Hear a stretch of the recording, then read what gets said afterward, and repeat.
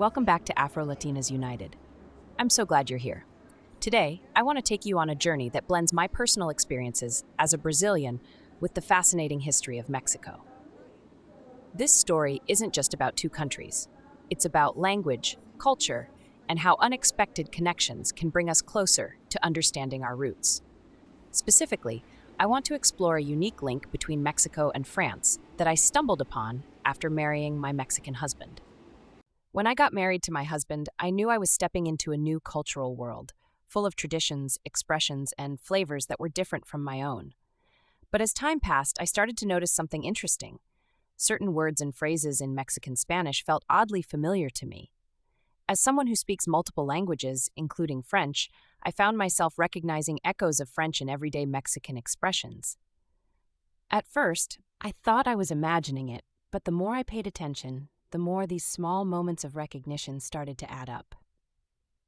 One of the first words that caught my attention was sepa.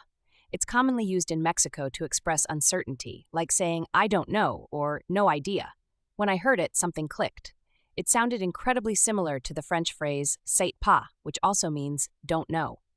I remember thinking, wait a second, could this be more than just coincidence? Was this a linguistic overlap or something deeper? That small word opened a door to an entire historical connection I hadn't expected. My curiosity led me to dive into the shared history between Mexico and France, and the story I uncovered was fascinating. Mexico experienced a period of direct French influence in the 19th century, during what's known as the French Intervention. This happened when Emperor Napoleon III sought to expand French power in Latin America by installing Maximilian of Austria as the Emperor of Mexico. This era, known as the Second Mexican Empire, may not have lasted long, but its cultural impact can still be felt today. French influence didn't just disappear, it left its mark on Mexican architecture, cuisine, and language. The linguistic legacy language is often one of the most lasting legacies of cultural exchange. I learned that during this period, French words naturally filtered into Mexican Spanish. The resemblance between sait pas and sepa might be a small reflection of that influence.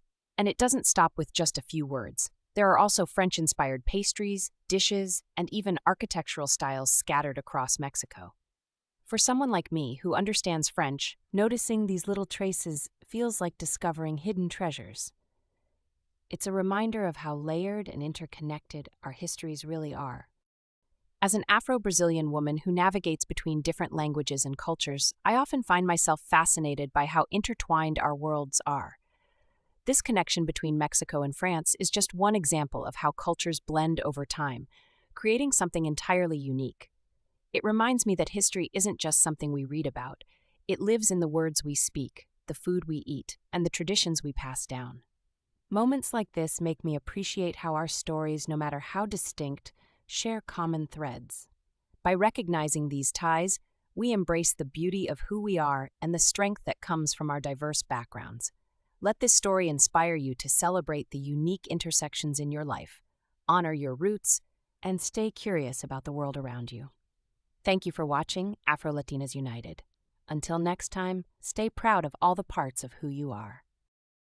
Tchau, até a próxima vez!